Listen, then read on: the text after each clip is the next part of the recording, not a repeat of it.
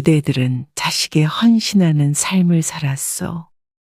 우리들 모두가 어려운 시절 자식만을 바라보며 자식을 위해 앞만 보며 달려왔소. 이제는 그런 자식들도 나이가 들었구려.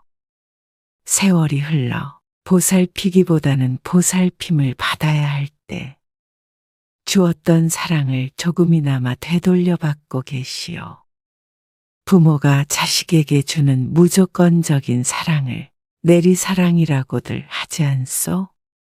그것이 왜 그렇게 불리게 되었나 생각을 해보면 윗사람이 아랫사람을 사랑하는 것이기 때문이기도 하지만 그 사랑은 절대 밑에서 위로 흐를 수 없기 때문인 듯하오. 많은 이들이 자식에게 헌신하지 말아라.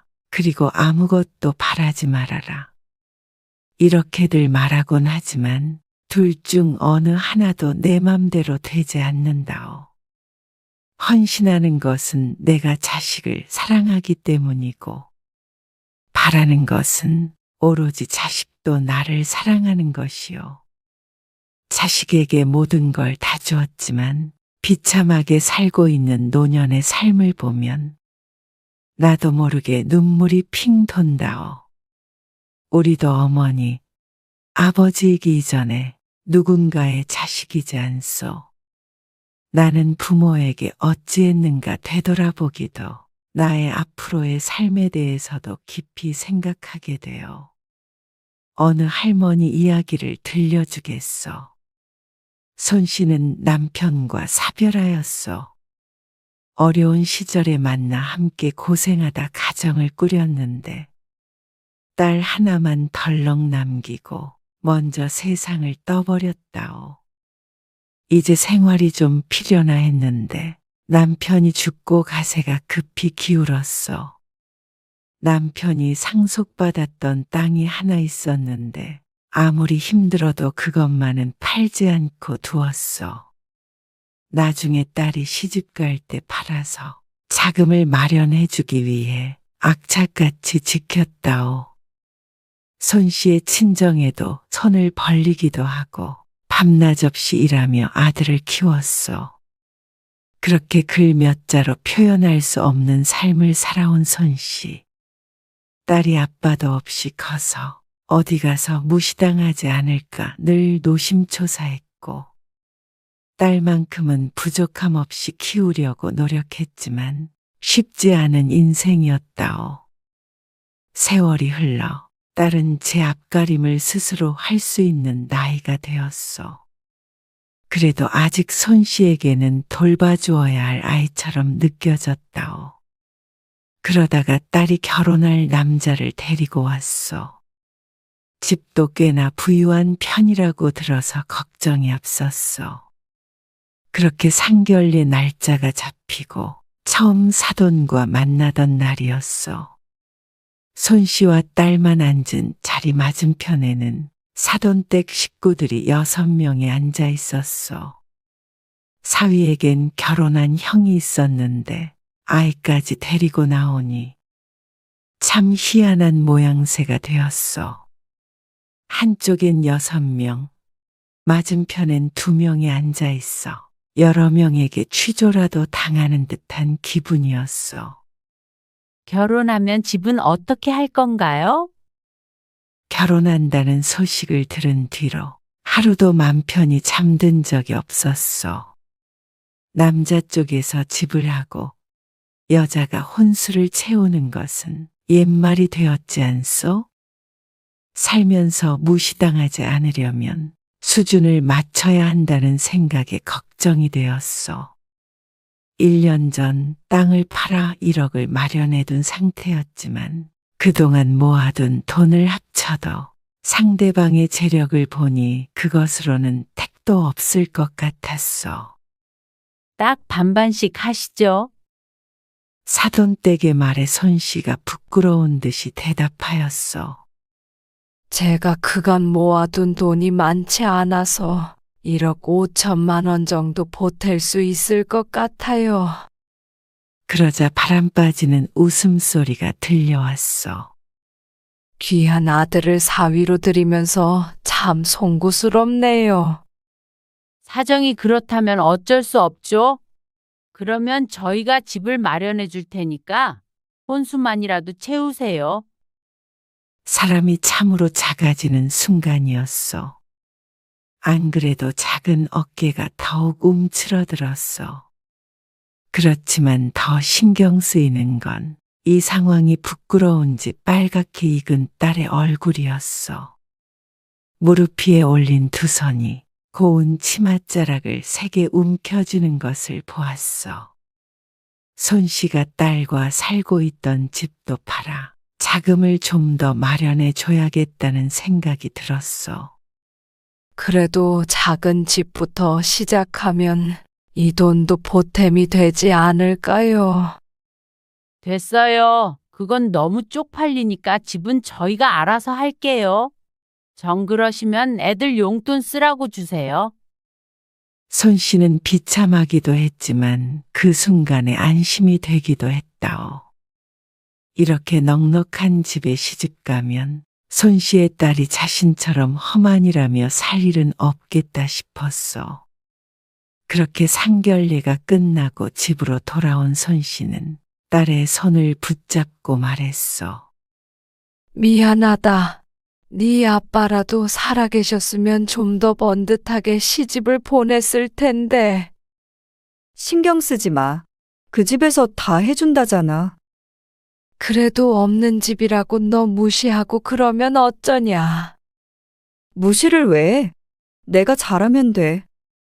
이 집도 팔아서 좀 더 보태줄게. 그럼 엄마는 어디서 살아?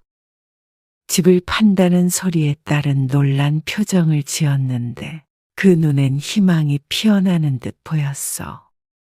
너 시집 가면 내가 뭐하러 이 집에서 사냐. 방 한 칸만 있으면 됐지. 그래도 되겠어, 정말? 그래. 안 그래도 너 결혼하면 작은 집으로 이사 가려고 했어. 고마워, 엄마. 고맙긴. 그렇게 딸은 결혼을 했고 땅을 팔아 마련한 돈과 그동안 모아둔 돈, 작은 집으로 이사가며 생긴 돈을 몽땅 모아 딸에게 주었어. 딸은 번듯한 아파트에 혼수를 꽉 채워서 살게 되었고 그것만으로도 손씨는 세상을 다 가진 듯 했다오. 손씨는 있는 듯 없는 듯 살았어. 명절에도 제사며 뭐며 정신없는 딸이 힘들까봐 자신이 바쁘다는 핑계로 한 번도 부르지 않았고 딸이 살고 있는 집에는 한 번도 가본 적이 없었다오. 그래도 1년에 한 번은 꼭 딸이 와줬으면 하는 날이 있었는데 남편의 제삿날이었어. 남편이 죽고 꼬박꼬박 둘이서 조촐하게 지냈는데 딸이 없다면 하늘에 있는 남편이 무척 서운해할 것 같았다오. 다음 주말에 바쁘니? 다음 주? 시댁 식구들이랑 제주도 가잖아. 주말에? 그럼 주말에 가지. 그게 이번 주 주말에 네 아빠 제사잖니? 아, 벌써 그렇게 됐어? 어쩌지? 가족들 다 같이 가는 거라서 나만 빠질 수가 없는데. 그래도 네 아빠가 너 보고 싶어 할 텐데. 진작 말하지 그랬어. 이제 와서 어떻게 못 간다고 그래. 거진 20년간 한 번도 빠지지 않고 챙겼던 제사를 일러주지 않았다고 타박하는 딸이 야속했어. 하지만 시댁 행사에 빠졌다가는 곤욕을 치를까 무서워 서운한 기색은 내비치지도 못하고 대답했어. 시댁에서 너한테 많이 뭐라고 하니? 그런 말이 아니잖아. 그리고 산 사람이 중요하지 제사가 뭐가 그렇게 중요하다고 그러는 거야. 숨이 턱 막히는 기분이 들었어. 맘 같아서는 네 결혼 자금도 아빠가 물려준 재산으로 마련한 거다 하고 외치고 싶었지만 입 밖으로 나오는 말은 달랐어. 그래, 이번엔 엄마 혼자 할게. 내년엔 꼭 와야 한다? 알겠어요. 끊을게요. 신경질적으로 전화를 끊어버리는 딸에 손 씨는 눈을 질끈 감았어. 그리고 그 다음 제사도 그 다음의 제사도 딸은 오지 않았어. 손 씨에게 남은 건 딸아이 하나뿐인데 그마저도 만나는 시간이 이렇게 귀하니 손 씨는 세상에 혼자 남은 것 같은 기분이 들었어. 일이 바쁘다는 딸의 얼굴을 볼 수 있는 날은 많지 않았어. 가끔 김장김치를 가지러 딸이 오는 날이면 그렇게 기쁠 수가 없었다오. 그런 날이면 상다리가 부러지게 밥을 차려놓고 기다렸어. 밥 한 끼만 먹고 가거라. 바빠. 애아빠 밖에서 기다려. 왜 안 들어오고 추운데 밖에서 기다리게 해? 빨리 가봐야 해. 그러지 말고 한술만이라도 떠봐.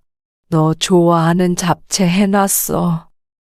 밥 대신도 먹을 만큼 잡채를 좋아했던 딸을 생각해서 이른 아침부터 장을 봐왔다오.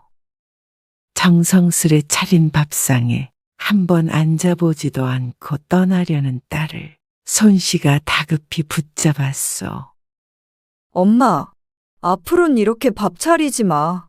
바빠서 가야 하는데 이렇게 차려놓으면 내 마음이 너무 불편하다고. 그래, 알았다. 앞으로는 안 그럴게. 잠깐만 5분만 기다려봐라. 반찬통에 이것들 좀 싸줄게. 다음에 와서 먹을게. 그리고 김장도 내년부터 우리 건 하지 마. 괜히 고생하지 말고 사 먹을 테니까. 1년에 몇 번 보지도 못하는 딸이 다음에 오겠다는 말을 남기고 나가버렸어. 덩그러니 남아있는 손 씨가 무척 애처로웠어. 먹음직스럽게 차려져 있던 밥상이 차갑게 식을 때까지 손 씨는 그 자리에 서 있었어. 딸은 결혼하면 남의 집 식구가 된다는데 남보다도 못한 사이게 된 듯했어. 엄마가 해준 김치가 아니면 밥을 못 먹겠다는 딸을 위해 결혼하고도 챙겨줬는데 이제는 그마저도 됐다 하니 딸과의 연결고리가 더 이상 하나도 남지 않은 듯한 기분이었어. 하지만 슬퍼하면 뭐하겠어. 시집가서 잘 살고 있는 딸을 내가 슬프다고 다시 돌아오라고 할 수도 없는 노릇하니요. 그저 딸만 행복하게 잘 살고 있으면 됐다고 생각했어. 그러던 어느 날이었어. 이른 저녁 잠자리에 든 손 씨는 인기척에 잠에서 깼어. 누구세요? 누구긴 집에 올 사람이 나밖에 더 있어? 불도 켜지 않고 어둠 속에서 딸이 대답했어. 이 밤중에 네가 왜 여기 있어? 나 오늘 여기 좀 있으려고. 무슨 일 있니? 그러고는 불을 탁 켰는데 딸이 잠든 아이를 껴안고 쭈그려 앉아 있는 것이 아니겠어. 얼굴엔 시퍼런 멍이 들어있고 입가는 터져 있었어. 이게 무슨 일이야? 너 꼴이 왜 이래? 그러자 딸이 울음을 터뜨렸어. 애아빠가. 뭐, 하서방이? 너한테 손찌검 했어? 대답도 못하고 울고 있는 딸을 보니 속이 뒤집어지는 것 같았어. 발밑이 쑥 내려앉는 기분에 손 씨가 딸 앞에 주저앉았어. 너 여태 맞고 살았어? 그런 거 아니야. 오늘 애아빠가 많이 취해서. 아니, 취한다고 사람을 패? 요즘 좀 속상해서 그래서 실수한 거야. 그래도 남편이라고 감싸고 도는 모습에 억장이 무너졌어. 공주처럼 키우진 못했어도 세상에서 가장 귀하게 키운 딸이요. 손 씨도 때려본 적 없는 소중한 딸을 이렇게 얼굴이 터지도록 때린 사위한테 쫓아가 때려 죽이고 싶었어. 당장이라도 자리를 박차고 일어날 것 같은 손씨를 딸이 말렸어. 엄마, 그러지 마. 요즘 일이 많았어. 그런데 나랑 싸우기까지 하니까 욱했던 거야. 뭐가 그렇게 힘들길래 마누라를 때리냐? 도대체 내 딸을. 시댁이 지금 빚더미에 앉았단 말이야. 아니, 어쩌다. 아버님이 하던 사업이 잘 안 돼서 지금 쫄딱 망하게 생겼어. 사위는 사돈어른 밑에서 함께 일하고 있었으니 시댁이 어려워지면 사위도 함께 어려워지는 것은 당연했어. 경제적으로 부족함 없이 살 것이라고 안심하며 살았는데 집도 망하고 딸한테 손찌검까지 했으니 결혼을 잘못 시켜도 단단히 잘못 시켰다는 생각이 들었어. 모든 남자가 망했다고 지 마누라를 때리진 않는다. 너 그 집에서 당장 나와라. 우리 애기 두고 어떻게 이혼을 해? 그럼 그렇게 계속 살래? 엄마 속 터지는 거 보고 싶어. 내일 가서 잘 얘기해 볼게. 그래도 아직 집도 있고 나도 다시 일하면 되니까 금방 일어날 수 있어. 핏덩이 어린 새끼는 어쩌려고 그러냐. 그렇게 딸과 어린 손녀를 끌어안고 새벽 내 심란한 속을 달랬어. 다음 날 아침 손씨가 차려준 아침밥을 먹고 딸이 집으로 돌아갔어. 딸이 걱정되어 아무것도 손에 잡히지 않았다오. 그리고 그날 밤 딸에게서 전화가 왔어. 헐레벌떡 전화 받은 손씨는 가장 먼저 딸의 안위를 물었어. 하서방이 또 때리진 않았어? 아니야. 무릎 꿇고 싹싹 빌었어. 다시는 안 그러겠다고 각서도 썼어. 종이에 몇 글자 적는 건 누군들 못하겠느냐마는 그래도 잘못한 줄 알고 있으니 불행 중 다행이라 생각했어. 딸이 이혼할 생각이 없다면 앞으로 그런 일 없이 잘 살길 바랄 수밖에 없지 않겠어? 앞으로는 어떻게 하기로 했니? 나도 지금 어디 취업하기도 힘들고 그래서 애아빠랑 작게 식당이라도 차려보려고 해. 식당? 너희가 그런 걸 해봤어야지. 쉬운 일이 아닐 텐데. 알지, 우리도. 그래도 어떡해. 지금 시댁도 힘들고 애아빠도 남 밑에서 일 못해. 손씨는 걱정이 앞섰어. 식당을 하던 사람들도 경기가 나빠서 다들 문을 닫는다고 하던데 그런 일을 해본 적도 없는 두 사람이 잘 해낼 수 있을 것이라고는 생각이 되지 않았어. 제대로 한번 해보기로 했어. 시댁 도움만 받고 살았는데 우리도 우리 살 길 찾아봐야지. 안 그래도 사돈댁에서 집을 해준 일 때문에 늘 부채감이 있었는데 자기들끼리 잘 살아보겠다는 말에 기특하기도 했어. 그래서 그런데 엄마가 우리 조금만 도와주면 안 될까? 손씨는 이게 무슨 소린가 싶었어. 엄마가 어떻게 도와줘? 엄마가 우리 5천만 원만 해줄 수 없을까? 딸을 결혼시키며 이사까지 한마당에 수중에 그렇게 큰 돈이 있을 리가 없었어. 어떻게 방법이 없을까?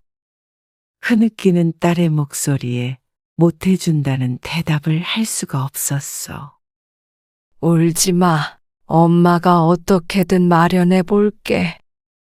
고마워, 엄마. 꼭 갚을게. 손씨가 가장 먼저 한 일이 들어있는 보험들을 해지하는 일이었어.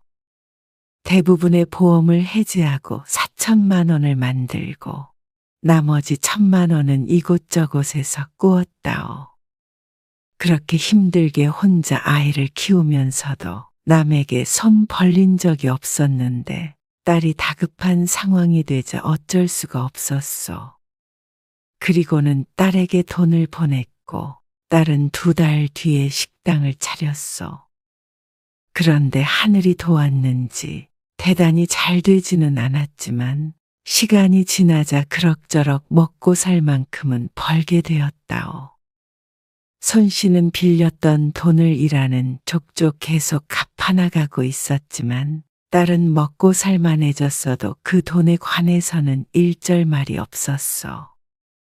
물론 손 씨도 받을 생각도 없었고 말이요. 그러다 어느 날 손 씨는 계단을 오르다 발을 헛디뎌 계단 아래로 굴러떨어지고 말았어. 다행히 중간쯤 올라왔던 상태라 생명에 지장은 없었지만 허리를 다쳤다오. 며칠간은 화장실도 혼자 가기 힘들 정도로 고통스러웠어. 주변에서는 병원에 입원해야 할 것 같다고 했지만 보험도 가입이 안 되어 있는 상태라 입원비, 치료비가 걱정이 되었어. 일도 하지 못하고 집에서 며칠을 쉬고 있는데 딸에게서 전화가 왔어.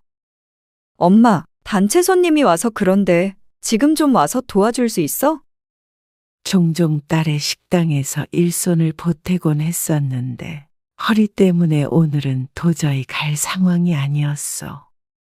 어쩌니 내가 지금 허리가 안 좋아서. 지금 너무 바빠. 엄마, 부탁할게. 나도 가서 도와주고 싶은데 얼마 전에 계단에서 넘어져서 지금 움직일 수가 없어. 그 정도로 안 좋아? 아, 어떡하지? 지금 일할 사람이 없는데. 알겠어. 끊어. 허리는 괜찮냐고, 많이 다치진 않았냐고, 병원엔 가봤느냐고 묻지도 않는 딸. 허탈한 감정을 감출 수 없었어. 허리보다는 가슴이 더 지끈거렸다오. 일손이 없어 어떻게 하나 걱정이 되어 저녁 시간이 지나 전화를 걸었지만 받지 않았어. 손 씨는 자신이 서운한 마음보다는 딸이 힘들지 않았을까 하는 걱정이 더 우선이었어. 그대들도 그러할 것이라고 생각하오. 내 손엔 칼에 찔려도 견디지만 내 자식 손에 박힌 가시 하나에도 마음이 아픈 것이 부모 마음이지 않소? 시간이 지나 손 씨의 허리는 많이 나아졌지만 제때에 제대로 치료하지 않아 만성적인 통증을 달고 살았다오. 딸은 손 씨가 보험을 해지한 것도 돈 걱정에 가지 않는 것도 모르는 채 왜 미련하게 병원도 안 가고 버티냐고 타박했어. 하지만 괜한 걱정을 끼치고 싶지 않았던 손 씨는 괜찮다며 내색하지 않으려고 노력했어. 딸과는 여전히 1년에 한두 번 볼까 말까 했고, 시간이 흘러 둘째 손자도 생겼고, 또 시간이 흘러 첫째 손녀가 벌써 고등학교에 갈 나이가 되었고, 손 씨도 이제 80을 바라보는 나이가 되었어. 손 씨의 유일한 낙은 가끔씩 손주들에게 용돈을 보내는 것이었어. 모아놨던 쌈짓돈을 주면 그게 그렇게 기쁠 수 없었어. 그런 날에는 손주들에게 전화가 걸려왔는데 할머니 할머니 하고 부르는 소리를 듣는 것도 좋았고 무엇보다도 무슨 용돈이냐며 고맙다고 전화를 거는 딸의 목소리를 듣는 것이 가장 좋았어.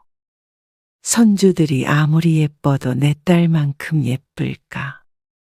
간간히 들려오는 소식을 기다리며 그렇게 한 살 한 살 나이가 들어갔다오.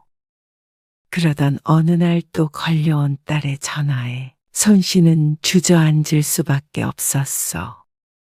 어떻게 엄마? 하서방이 우리 집 담보로 대출받아서 친구 따라 투자를 했다가 다 날려먹었어. 지금 집도 넘어가게 생겼어. 지겹도록 반복되는 시련이었어. 그럼 어떻게 한다니? 내 이름으로 신용대출도 받아서 당장에 막아야 하는 돈이 3천만 원이야. 그러면서 흐느끼는데 손 씨도 함께 울고 싶었어. 해결할 여력이 안 되는 거야. 애들 학원비만 한 달에 200만 원이야. 요즘 장사도 안 돼서 안 그래도 빠듯했어. 그렇게 급한 상황이면 일단 집이라도 팔아봐야 하지 않겠니? 어떻게 애들한테 쫄딱 망해서 작은 집으로 이사 가야 한다고 그래? 엄마, 나 마지막으로 3천만 원만 빌려줄 수 있을까? 또다시 손 씨에게 손 내미는 딸. 하지만 더 이상은 도와주고 싶어도 방법이 없었어. 손 씨가 가진 것이라고는 살고 있는 작은 집 하나뿐이었어. 나이가 나이인지라 예전처럼 일을 하지도 못했고 그렇게 모아둔 돈도 많지 않았어. 1,000만 원은 마련해 줄 수 있을 것 같은데 그 이상은 엄마도 능력이 없다. 아무리 사고를 쳤어도 가진 것이라고는 없는 엄마한테까지 도움을 청할 정도로 상황이 안 좋은 것인가 싶었어. 손 씨는 당장 노후를 걱정해야 할 정도였지만 하나밖에 없는 딸을 외면할 수는 없었어. 그 미련한 사랑 때문에 손 씨는 살고 있던 집도 처분하게 되었어. 딸은 손 씨가 집을 판 것을 알았지만 손 씨의 앞으로의 거취에 대해 걱정만 할 뿐 빈말이라도 들어와서 살라는 소리는 일절하지 않았다오. 엄마, 첫째가 이제 곧 대학에 가야 돼서 예민하기도 하고 남는 방도 없네. 엄마 집 팔면 어디서 지내야 해? 그런 건 걱정 말아라. 혼자 사는데 집 작으면 좀 어떻다고. 알아서 다 구해놨다. 통장에 있던 돈도 탈탈 털어주고 집을 처분해도 나오는 돈이라고는 얼마 되지도 않았다오. 이미 예전에 딸을 위해 작은 집으로 옮겼는데 거기에서 더 작은 집은 찾기도 힘들었고 돈도 없었어. 간단한 살림이 들어있는 보따리 하나만이 손 씨가 나이 80이 다 되어 쥐고 있는 전부였어. 그간의 인생이 보따리 하나에 정리가 되는가 싶어 씁쓸한 웃음이 나왔어. 하지만 노숙을 할 수는 없을 노릇 아니요. 손 씨는 미리 봐두었던 고시원으로 향했어. 이런 곳은 고시 공부하는 젊은 학생들이 사는 곳이 아닌가 싶어 선뜻 들어가진 못했다오. 그래도 가장 돈 안 들이고 살 수 있는 곳은 이곳밖에 없으니 다른 선택지가 없었어. 한참을 망설이고 있는데 웬 노인이 고시원에서 나와서 말을 걸었어. 내가 위에서 지켜봤는데 방구하려고 왔어요. 아, 네. 저 같은 노인도 여기서 살 수 있나요? 그럼요. 여기에 60대, 70대 많아요. 손 씨는 놀랐어. 저와 같은 처지의 노인들이 많다는 것 아니겠어? 다른 데는 노인들은 받아주지도 않아요. 송장 치른다고. 나는 같이 늙어가는 처지에 딱해서 주는 거지. 고맙습니다. 주인을 따라 들어간 방은 창문도 없고 손 씨가 혼자 누우면 딱 맞을 크기였어. 화장실도 주방도 모두 공동으로 사용하는 것이라 불편하긴 했지만 그래도 길거리에 나앉지 않아 다행이었어. 고시원에서의 생활은 무척 단조로웠어. 이 나이에 밖에 나간다고 제대로 돈을 벌 수 있는 것도 아니라 적게 움직이고 적게 먹는 것이 제일 낫다고 생각했어. 한 끼는 물에 밥을 말아 먹고 한 끼는 라면을 먹고 그렇게 하루하루 지냈어. 그러다 가진 돈도 떨어지고 고시원 방세까지 밀리는 지경에 이르렀어. 이런 말 하고 싶지는 않은데 나도 땅 파서 먹고 사는 거 아니에요. 사정이 딱해서 내가 이달은 기다려주는데 계속 밀리면 어쩔 수가 없어요. 네, 알죠. 곧 마련해서 드리겠습니다. 여기 있는 사람들 사정이야 뻔한데 그쪽은 통화하는 거 들어보니까 자식도 멀쩡히 있는 것 같더만 왜 여기서 이러고 있어요. 하다못해 방세라도 내달라고 해보지. 딸은 저 여기 있는 거 몰라요. 알면 우리 딸이 가만히 안 있었지. 분명 나 데리고 가려고 할 거예요. 그러면 가서 딸이랑 같이 살면 되지. 뭐가 걱정이에요.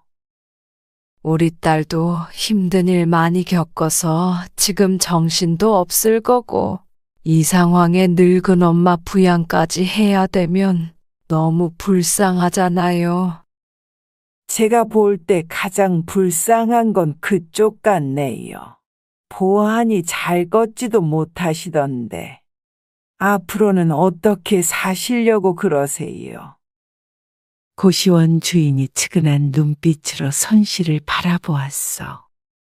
손 씨는 쓴 웃음을 지으며 말했어. 내가 살아봐야 앞으로 몇 년이나 더 산다고요. 이렇게 지내다 가면 그만이죠. 그러면 딸이 참 좋아하겠네요. 혀를 차며 하는 소리에도 손 씨는 고개를 저었다오. 그래도 절대 우리 딸은 알면 안 돼요. 있는 짐도 내가 나눠지고 싶은데 내가 마음의 짐까지 얹어줘서야 되겠어요? 그런다고 아무도 안 알아줘요. 자식 삶은 자식이 알아서 살게 두고 본인 인생은 본인이 챙겨서 잘 살아야지. 내 인생은 딸이 행복해야 내 인생도 행복해요. 고시원 주인은 도저히 말이 통하지 않는다며 걱정스러운 잔소리를 했지만 손 씨의 마음은 변함이 없었어. 딸의 모든 근심 걱정 손 씨가 짊어지고 갈 수만 있다면 그리 하고 싶었어. 엄마 덕분에 요즘 상황이 좀